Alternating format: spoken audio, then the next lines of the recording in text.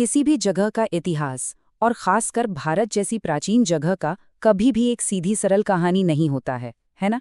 ये हमेशा अलग अलग नज़रियों, व्याख्याओं और कभी-कभी तो एक दूसरे से बिल्कुल उलट कहानियों का एक उलझा हुआ जाल होता है। आज हम भारत के अतीत की ऐसी ही दो अलग-अलग कहानियों को समझने की कोशिश करेंगे। तो चलिए इस एक सवाल से शुरू करते हैं। क्या इतिहास वो है जो असल में हुआ, या वो कहानी है जो हम उसके बारे में सुनाते हैं? सच कहूं तो यही सवाल आज की हमारी पूरी बातचीत की नींव है, और यही हमें उन दो कहानियों को समझने में मदद करेगा जिन्हें हम देखने वाले हैं। ठीक है, तो जो पहली कहानी है वो भारत को एक ऐसे देश की तरह देखती है जो प्राचीन काल से ही विज्ञान, गणित और संस्कृति में दुनिया का लीडर था, एक तरह से ग्लोबल सुपर पावर। इस कहानी की आत्मा को स्वामी विवेकानंद का ये कथन बहुत अच्छे से पकड़ता है। ये एक ऐसे भारत की तस्वीर पेश करता है जो विश्व गुरु था, मतलब दुनिया को ज्ञान देने वाला, और एक सोने की चिड़िया जो अपनी दौलत और समृद्धि के लिए जाना जाता था। इस दावे के पीछे कई वैज्ञानिक और गणितीय खोजों की एक लंबी लिस्ट है, जिनके बारे में कहा जाता है कि उनकी शुरुआत प्राचीन भारत में हुई थी, मतलब पश्चिम में इनके क्रेडिट दिए जाने से सदियों, हजारों साल पहले। जीरो के कॉन्सेप्ट से लेकर कैलकुलस, एटॉमिक थ्योरी और यहाँ तक कि गुरुत्वाकर्षण तक, ये लिस्ट बहुत लंबी है। बात सिर्फ साइंस तक ही नहीं रुकती। इस कहानी को और मजबूत करने के लिए महाभारत और रामायण जैसे महाकाव्यों का भी जिक्र होता है। तर्क ये दिया जाता है कि इन ग्रंथों में जो ब्रह्मास्त्र जैसे शक्तिशाली हथियारों की बात है, वो असल में उस जमाने की एडवांस टेक्नोलॉजी का सबूत हो सकते हैं। और ये टेबल देखिए, ये साफ साफ दिखाता है कि कैसे भारतीय विचारकों ने कथित तौर पर सदियों पहले उन सिद्धांतों की खोज कर ली थी जिनका श्रेय बाद में जाकर कोपरनिकस और न्यूटन जैसे पश्चिमी वैज्ञानिकों को मिला। इस कहानी के हिसाब से इतिहास में क्रेडिट गलत लोगों को दे दिया गया। लेकिन जैसा कि हमने शुरू में कहा था, भारत के अतीत की सिर्फ यही एक कहानी नहीं है। गौरव और उपलब्धियों के साथ साथ इतिहास में कुछ बहुत ही अंधकारमय और मुश्किल पन्ने भी होते हैं, और यही हमें एक बिल्कुल अलग, एक दूसरी कहानी की तरफ ले जाता है। तो यहीं से हम दूसरी कहानी में दाखिल होते हैं। ये कहानी एक खास, बेहद क्रूर और विवादित प्रथा के इर्द गिर्द घूमती है। ये वो पहलू है जिसके बारे में बात करना अक्सर मुश्किल होता है, लेकिन जरूरी है। तो सती है क्या? सीधे शब्दों में कहें तो ये विधवा के दाह की प्रथा है।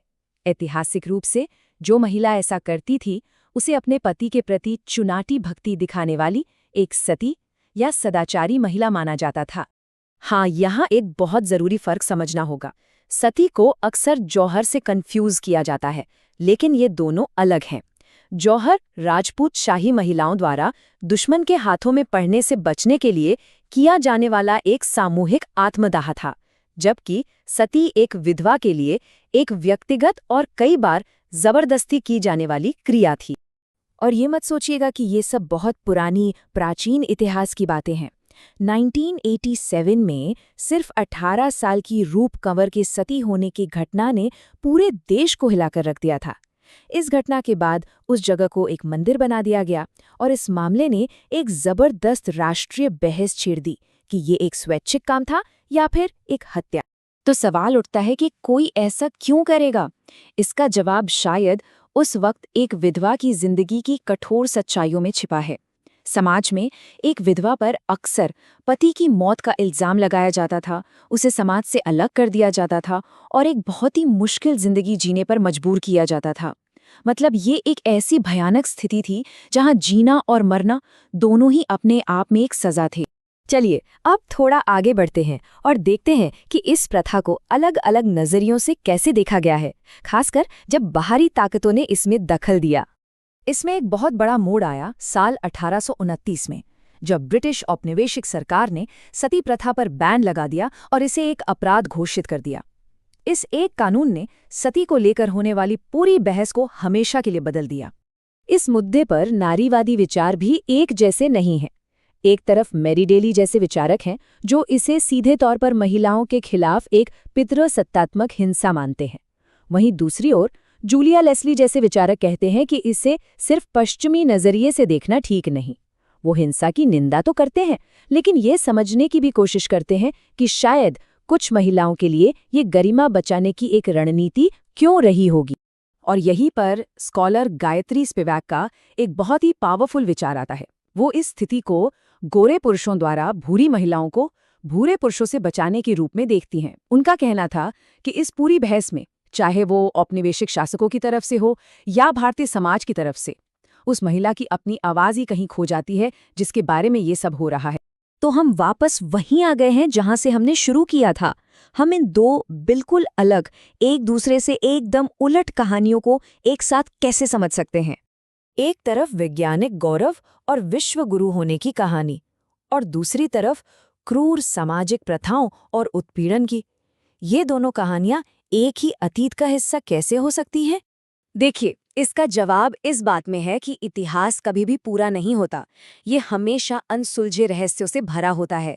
जैसे सिंधु घाटी सभ्यता अचानक कैसे खत्म हो गई, उनकी लिखावट का क्या मतलब है, दिल्ली का लौह स्तंभ 1600 सालों से बिना जंग के कैसे खड़ा है। ये सब इतिहास के रिकॉर्ड में बहुत बड़े बड़े गैप्स हैं। और इतिहास के यही खाली पन्ने, यही अंतराल, वो उपजाऊ जमीन बन जाते हैं जहां पर अलग अलग व्याख्याएं, मिथक और एक दूसरे से होड़ करती कहानियां पनपती हैं। हम जो नहीं जानते उसे भरने के लिए हम कहानियां बनाते हैं, चाहे वो गौरव की हो या फिर शर्म की। और ये हमें एक आखिरी और शायद सबसे जरूरी सवाल पर लाकर छोड़ देता है। अगर इतिहास हमेशा एक व्याख्या है, एक कहानी है, तो सबसे बड़ा सवाल ये है कि इस कहानी को लिखने का हक किसे मिलता है और उनकी कहानी क्या कहती है।